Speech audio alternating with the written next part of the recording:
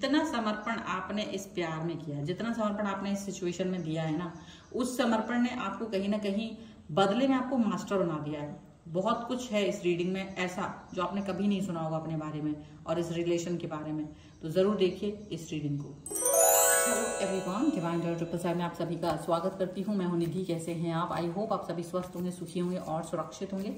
आज की जो रीडिंग है वो कलेक्टिव जनरल रीडिंग है, टाइमलेस रीडिंग है। टॉपिक है अगर आप अपने पर्सन के प्रति, अपनी रिलेशन के प्रति समर्पित रहे हैं तो आप जरूर जानना चाहेंगे कि इस समर्पण का क्या फल मिलने वाला है, किस तरीके से ये समर्पण आपको प्रतिफल देगा। ठीक है, तो आपका समर्पण व्यर्थ जाने वाला है या नहीं जाने वाला, इसके बारे में इस रीडिंग में है। तो हम यहाँ पर देखेंगे कि क्या चल रहा है इस समर्पण को लेकर के यूनिवर्स के मन में और कैसा प्रतिफल मिलेगा आपको इस रिलेशनशिप में, क्या चीजें चल रही हैं। Angels, universe and divine please guide करिए मुझे, बताएं जो मेरे व्यूअर्स हैं उनके लिए क्या चल रहा है यहाँ पर, किस तरीके की थॉट प्रोसेस हैं उनके पर्सन के मन में समर्पण को लेकर के। सबसे पहला कार्ड यहाँ पर आ गया है शेयरिंग का। This is the beautiful card जो पहले आ गया है। सबसे कार्ड अभी आपको नहीं भी दिखाई तो डोंट वरी, अबंडेंस का कार्ड है, हम बाद में उसको उठाकर देखते हैं ना। तो आपको सारे कार्ड, फ्रेंडशिप, फ्रेंडलीनेस का कार्ड है। ओके, यहाँ पर है द लवर्स, बहुत ही खूबसूरत कार्ड्स आ रहे हैं। That is compromise, some painful situation, but the master, okay, this is the pro now. Transformation, postponement, this is pro reading, letting go. Wow, just see the cards.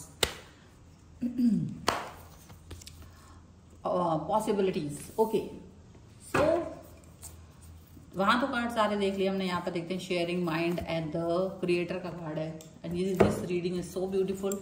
ये reading बहुत ज्यादा beautiful होने वाली है।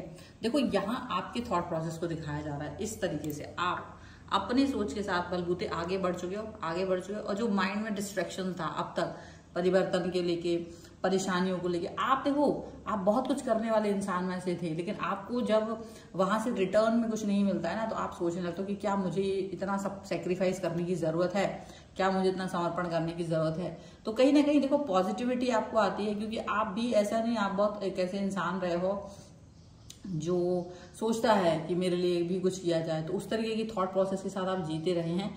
लेकिन कहीं ना कहीं अब आपके अंदर एक अलग सा परिवर्तन आया है, एक अलग चेंज आया है, जिसने आपको यहाँ से यहाँ तक, यानी कि इस कंफ्यूजन से स्टेबिलिटी तक पहुंचाया है। ठीक है, और आप अभी भी लाइफ में बहुत आगे चलते चले जा रहे हो। दिस इज लाइफ, और आप बैलेंस के साथ में आगे बढ़ रहे हो। अभी क्या चल रहा है, आपका जो समर्पण रहा है, जो कनेक्शन रहा है, वो किस तरीके का रहा है। आपके पर्सन के मन में ये दिख रहा है कि देखो आपने हमेशा, शेयरिंग का कार्ड है, हमेशा पॉजिटिव केयर, चाहे वहां से आपको केयर मिलती थी नहीं मिलती थी, आपने केयर किया, आपने समर्पण दिया, आपने पॉजिटिविटी दिखाई। और आपके पर्सन को ये बात अच्छे से पता है कि आपने बहुत ज्यादा लव, केयर, बहुत ज्यादा अपना मन का भाव इस व्यक्ति के लिए रखा है, बहुत ज्यादा इस व्यक्ति के प्रति आपके भाव रहे हैं और हर वक्त डिमांडिंग रहे हैं आपके पर्सन, और आपने हमेशा उनकी बातों को सुना है, एक्सेप्ट किया है। यहाँ पर ऐसा नहीं हुआ कि आपने उनकी बातें नहीं सुनी, नहीं एक्सेप्ट की,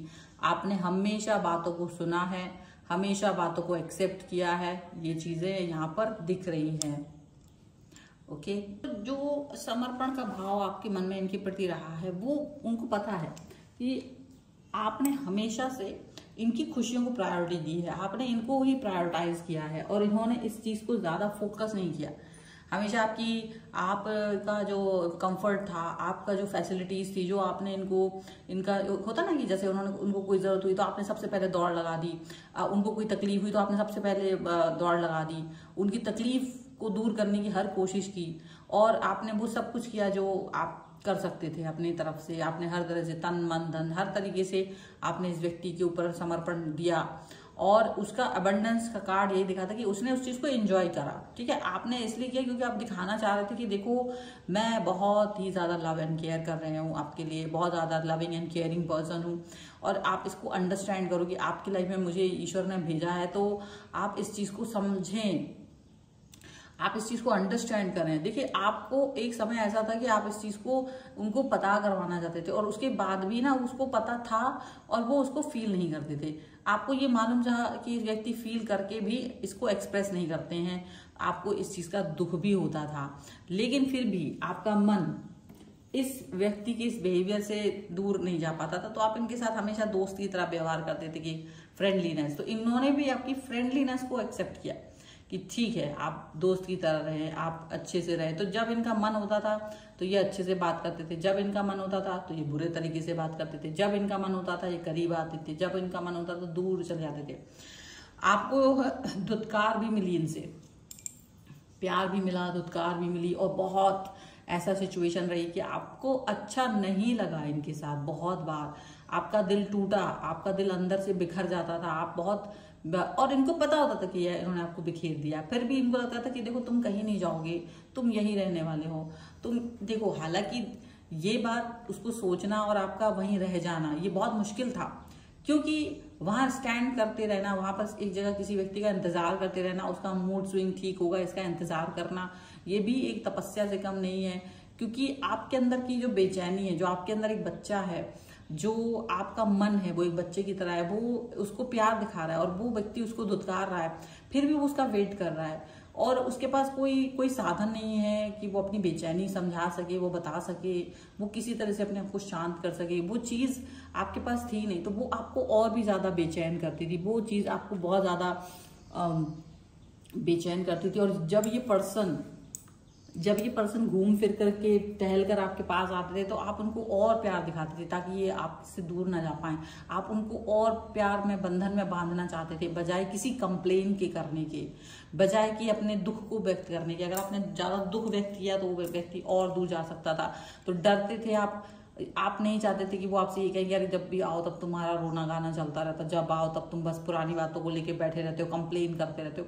तो आपने ना अपने आप को कहीं ना कहीं अंदर ही अंदर एक परिवर्तन की तरफ ले गए थे। आप कहीं ना कहीं अपने आप को एकदम से अलग तरह का कर लिया था कि बस ठीक है, ये व्यक्ति जब भी आएगा इसको वेलकम करना है, ये व्यक्ति जब भी आएगा इसको प्यार देना, ये व्यक्ति जब भी आएगा इसको नर्चर करना है, इसकी जरूरतों को पूरा करना है। तो आप हमेशा में एक पॉजिटिविटी देखते थे, यिंग यांग और पॉजिटिव लवर्स का कार्ड यहाँ पे बहुत सारी पॉजिटिव बैलेंस को दिखाता है। लेकिन मन तो सच में कॉम्प्रोमाइज कर रहा था, आपका मन सचमुच में तो एक कॉम्प्रोमाइज कर रहा था। आपका मन, आपको लग रहा था जैसे ये व्यक्ति आपको पसंद नहीं कर रहे हैं, शायद ये कॉम्प्रोमाइज कर रहे हैं, शायद ये आपको अच्छा पसंद नहीं कर रहे, आप में कोई कमी नहीं है लेकिन फिर भी ये आप में कमियां ढूंढ रहे हैं। और आपका मन बहुत बुरा हो जाता था क्योंकि आप देखते थे इनके साथ दूसरे लोग बुरा व्यवहार कर रहे हैं, तब भी ये उनके पीछे घूम रहे हैं, और जहां आप इनको प्यार दिखा रहे हो, जहां आप इनको महत्व दे रहे हो, वही ये आपसे डिस्टेंस में जा रहे हैं, वहीं ये आपको एक गंदगी दिखा रहे हैं लाइफ की। और सच बताएं तो इतना सब कुछ होने के बाद कहीं ना कहीं आपके मन का जो एक छोटा सा बच्चा है ना, वो अचानक से उसको समझदारी आ जाती है। वक्त से पहले मैच्योर हो जाना, वक्त से पहले मैच्योर होने का मतलब समझना या मैच्योरिटी आ जाना, वही चीज हुई। आप में मैच्योरिटी आ गई, आपको इनका सच्चा रूप दिखा, मास्टर का कार्ड है, आप वो मास्टर बन गए जो आप बनना चाहते थे।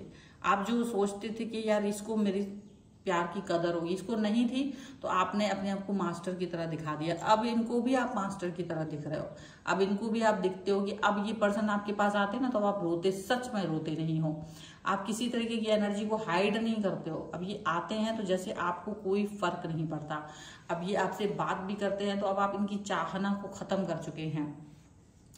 आपका जो समर्पण रहा है इस व्यक्ति के प्रति, वो अब सिर्फ एक जैसे होता ना कि हाँ ठीक है मुझे कोई काम करना है, वैसे हो गया। कोई समर्पण जैसा भाव नहीं है कि मुझे समर्पित रहना है, मुझे इम्प्रेस करना है, मुझे इसके लिए बहुत कुछ करना है, वो चीज नहीं है। वो ट्रांसफॉर्मेशन आपके अंदर आ चुका, और ये ट्रांसफॉर्मेशन इस व्यक्ति को भी दिख रहा है, क्योंकि अब आप वही नहीं खड़े रह जाते हो। जैसे कोई काम इसको पड़ता है तो आप सोचते हो, मना भी कर देते हो, ना भी कर देते हो, शायद अपने आप को प्रायोरिटी देने लगे हो, शायद आप अपने आप को समझने लगे हो, शायद आप ने अपने आप को पहले नंबर पर रख दिया है।